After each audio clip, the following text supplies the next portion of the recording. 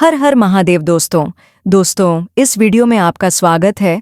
दोस्तों आज हम देखेंगे भगवान भोलेनाथ की बच्चन, जिसमें महादेव ने बताया कि मनुष्य अपनी किस्मत को कैसे बदल सकते हैं। तो दोस्तों आइए बिना देरी किए श्री महादेव के अमृत उपदेशों की इस अद्भुत यात्रा को शुरू करते हैं। तो दोस्तों एक बार की बात है, भगवान शिव और माता पार्वती कैलाश पर्वत पर साथ बैठे हुए थे। तभी माता पार्वती ने भगवान शिव से कहा, प्रभु मेरे मन में एक प्रश्न है, कृपा करके मेरे इस प्रश्न का उत्तर देकर मेरी जिज्ञासा शांत करें।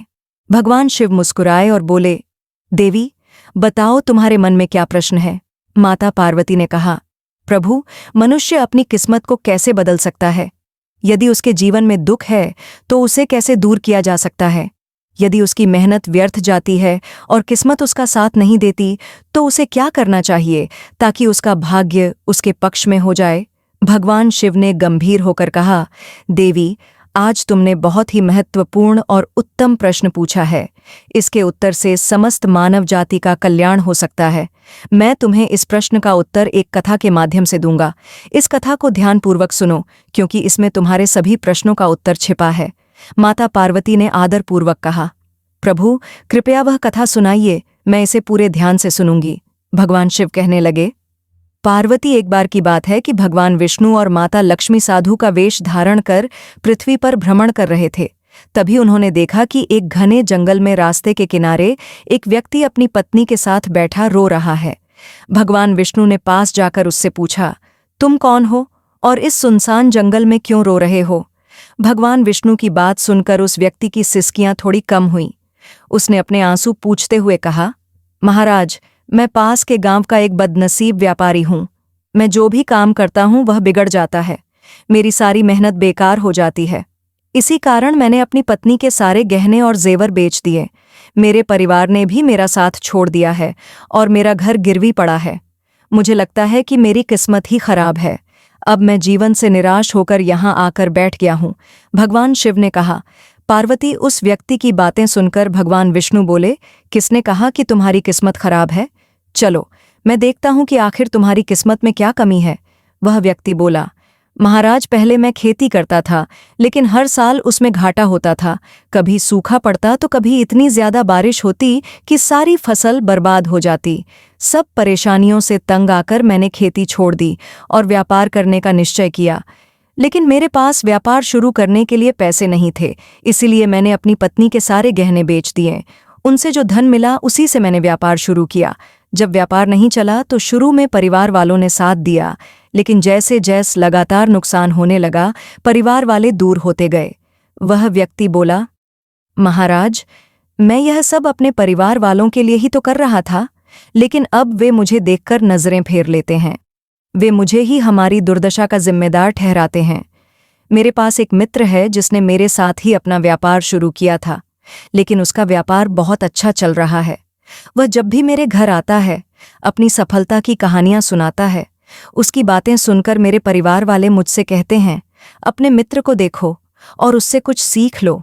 हमें तो लगता है कि तेरे बस में कुछ भी नहीं है, तू कुछ नहीं कर सकता। महाराज इन बातों को सुन सुनकर अब मुझे भी ऐसा लगने लगा है कि शायद मेरे जीवन में कुछ अच्छा नहीं हो सकता। मैं हर समय यही सोचता हूँ कि मैं असफल हूँ। कभी कभी तो मेरे मन में यह विचार आता है कि अपना जीवन समाप्त कर लूं।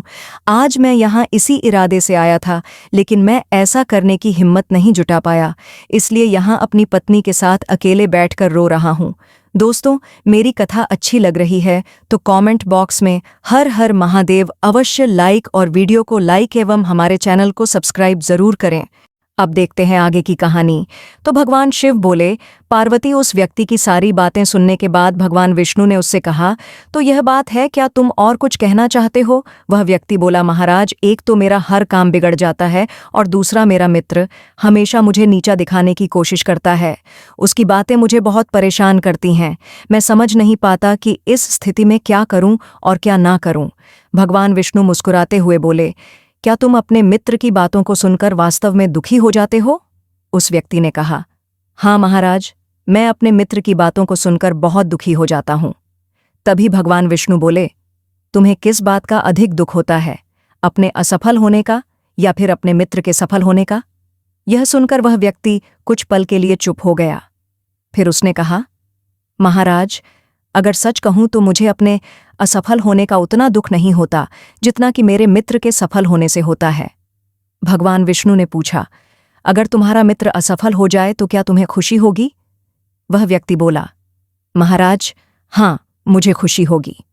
भगवान विष्णु मुस्कुराए और बोले, इसका मतलब यह है कि तुम्हारी खुशी तुम्हारे मित्र पर निर्भर है। अगर वह चाहे तो तुम्हें खुश कर सकता है, और यदि वह चाहे तो तुम्हें दुखी कर सकता है। तुम ना तो खुद को खुश कर सकते हो और ना ही दुखी। इसका अर्थ यह है कि तुम अपने मित्र के पूरी तरह गुलाम बन चुके हो, इसीलिए मुझे लगता है कि तुम्हारा कुछ भी नहीं हो सकता। भगवान शिव बोले, पार्वती, जब भगवान विष्णु ने थोड़ा नाराजगी भरा स्वर दिखाया और वहां से आगे बढ़ने का प्रयास किया तो वह व्यक्ति घबराकर उनके सामने हाथ जोड़कर खड़ा हो गया। उसने कहा, महाराज, कृपा करके मुझे छोड़कर मत जाइए। आपकी बातों को सुनकर मुझे थोड़ी आशा नजर आ रही है। मुझे बताइए कि मैं क्या करूं? भगवान विष्णु रुके और बोले, यदि तुम मेरी बात मानने को तैयार हो तो मैं तुम्हें मार्ग दिखाऊंगा। याद रखना, जब हम किसी बाहरी चीज या व्यक्ति से उम्मीद बांध लेते हैं तो हमारी खुशी और दुख उस पर निर्भर हो जाते हैं। ऐसे में हम खुद को कमजोर बना लेते हैं। इससे बेहतर है कि तुम अपने आप से आशा रखो। जब तुम स्वयं पर भरोसा करोगे और पूरी लगन और प्रयास के साथ अपने काम में जुट जाओगे तो सफलता अवश्य तुम्हारे कदम चूमेगी। याद रखो, अपनी मेहनत और विश्वास के बल पर ही भाग्य को बदला जा सकता है। भगवान शिव बोले, पार्वती, भगवान विष्णु ने अपनी बात को आगे बढ़ाते हुए उस व्यक्ति से कहा, तुम्हें लगता है कि तुम्हारा मित्र तुम्हें दुखी करने आता है, लेकिन अगर तुम उसकी बातों पर विचार करो तो देखोगे कि वह गलत नहीं कहता।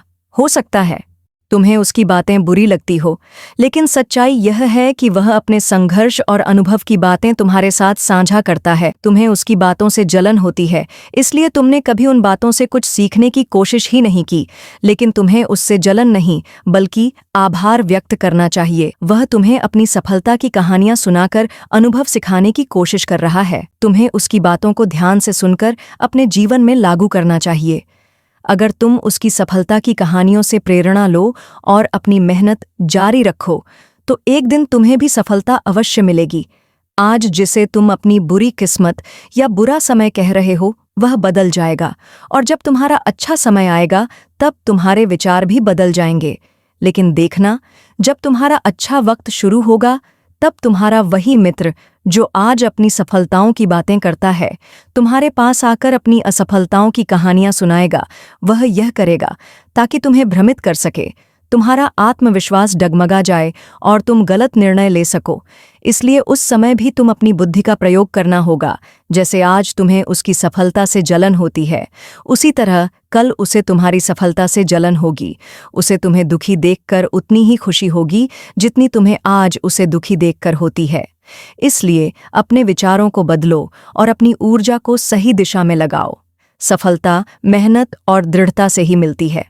भगवान शिव ने माता पार्वती से कहा, पार्वती, भगवान विष्णु ने उस व्यक्ति को यह समझाया कि अपनी तुलना दूसरों से करना छोड़ो और अपने जीवन की दिशा को अपने प्रयासों से संवारो। यही आत्मनिर्भरता और सफलता का मार्ग है। भगवान शिव बोले, पार्वती, भगवान विष्णु की बात सुनकर वह व्यक्ति बोला, महाराज, आपने बिल्कुल सही कहा है, लेकिन मेरा सबसे बड़ा दुख यह है कि मेरे परिवार के लोग भी मेरी बातों को नहीं समझते। मैं तो अपने परिवार के लिए अच्छा करना चाहता हूं, लेकिन वे हमेशा मुझे गलत ठहराते हैं। अब तो हालात ऐसे हो गए हैं कि उन्होंने मेरा साथ तक छोड़ दिया है। भगवान शिव ने कहा, पार्वती, इस पर भगवान विष्णु बोले, मैं तुम्हारी बात समझता हूं, तुम्हें शांतना चाहिए। वास्तव में इस संसार में अधिकांश लोग यही चाहते हैं कि उन्हें शांत न मिले। हम चाहते हैं कि जब भी हम कुछ करें लोग हमारी तारीफ करें, लेकिन अक्सर ऐसा नहीं होता। यही कारण है कि दुखी हो जाते हैं। हमें लगता है कि हमारे मित्र हमारे परिवार वाले मतलबी हैं, लेकिन जरा सोचो, अगर तुम अपने परिवार को परिवार मानते हो और उनके लिए कुछ करना चाहते हो तो यह क्यों महसूस होता है कि तुम दूसरों के लिए कर रहे हो? सच तो ये है कि जो कुछ भी तुम कर रहे हो वह अपनी खुशी के लिए कर रहे हो। परिवार के लिए कुछ करना वास्तव में अपने लिए करना ही होता है। अगर ऐसा करते समय तुम्हें लगता है कि तुम दूसरों के लिए कर रहे हो तो तुम हमेशा दुखी रहोगे। लेकिन यदि तुम मानोगे कि यह सब तुम अपने लिए कर रहे हो, अपने संतोष, अपनी खुशी के लिए तो तुम्हें किसी से सांत्वना या प्रशंसा की आवश्यकता ही नहीं होगी। जब हम खुद के लिए कुछ अच्छा करते हैं या करना चाहते हैं तो दूसरों की प्रतिक्रिया हमारे आत्मविश्वास को प्रभावित नहीं कर पाती। यही आत्मनिर्भरता का मार्ग है। भगवान शिव बोले। पार्वती विष्णु जी की यह बात सुनकर वह व्यक्ति कुछ देर शांत रहा और सोचने लगा। विष्णु जी ने उसे आत्मनिर्भरता और आत्मविश्वास का पाठ पढ़ाया जो हर मनुष्य के जीवन के लिए आवश्यक है। भगवान शिव कहते हैं, पार्वती विष्णु जी की बातों को सुनकर उस व्यक्ति के चेहरे के भाव बदल गए। वह बोला, महाराज, आप बिल्कुल सही कह रहे हैं। अब मैं समझ गया हूं कि मेरी खराब किस्मत इसलिए थी क्योंकि मैंने उसे दूसरों के हाथों में छोड़ दिया था।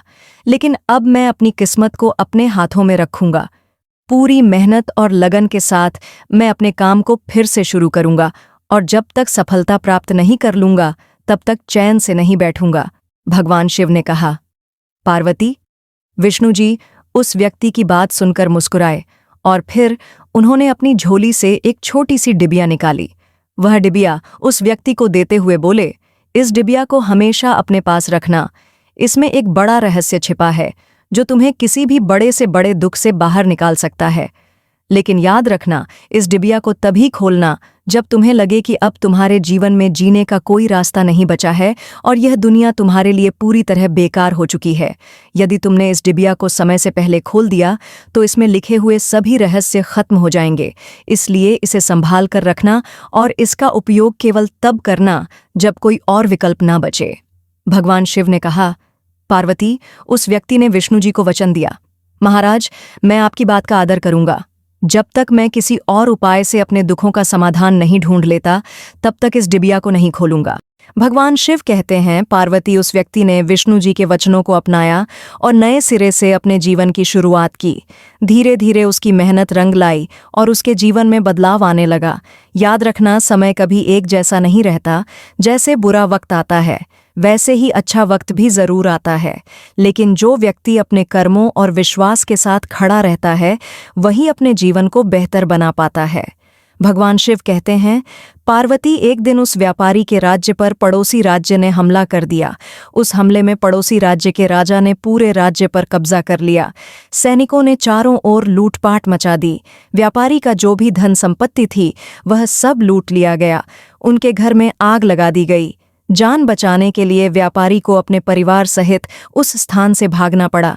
कई दिनों तक वह अपने परिवार के साथ इधर उधर भटकता रहा। भोजन के लिए मोहताज होने के कारण पूरा परिवार भूख से परेशान था। इसी दौरान उसका बच्चा गंभीर रूप से बीमार हो गया। इलाज के अभाव में बच्चा तड़पने लगा।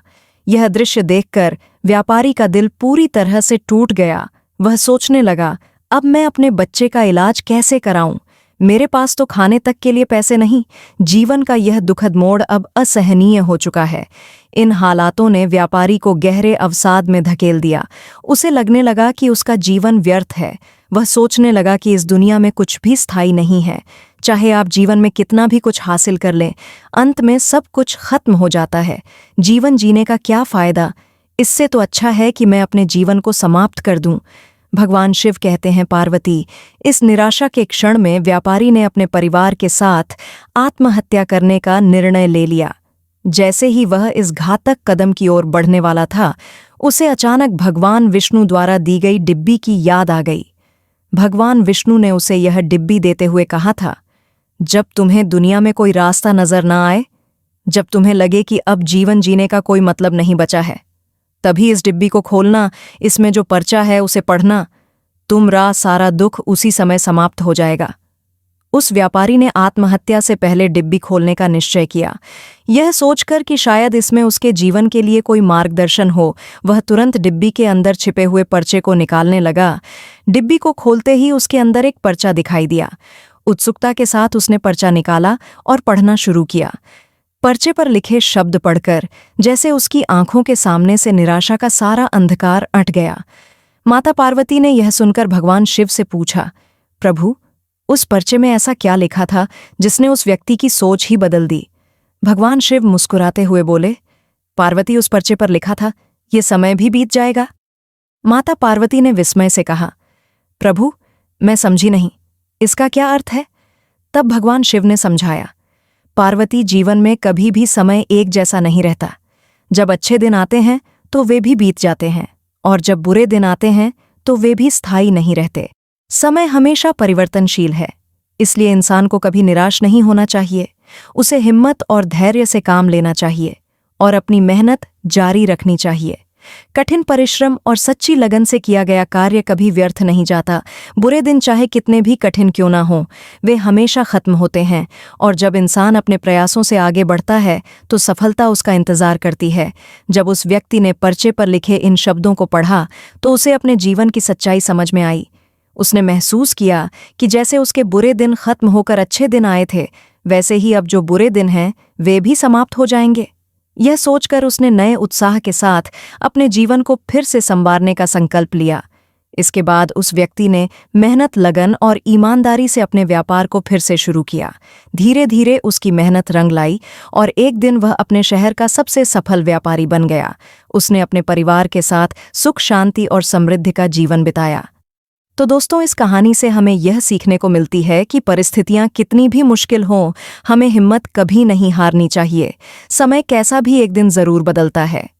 दोस्तों, कहानी कैसी लगी हमें जरूर बताएं और कमेंट बॉक्स में हर हर महादेव लिखना ना भूलें। एवं वीडियो को लाइक और चैनल को सब्सक्राइब अवश्य कर। तो दोस्तों, अब मिलते हैं अगले वीडियो में। तब तक के लिए अपना ख्याल रखिए। धन्यवाद।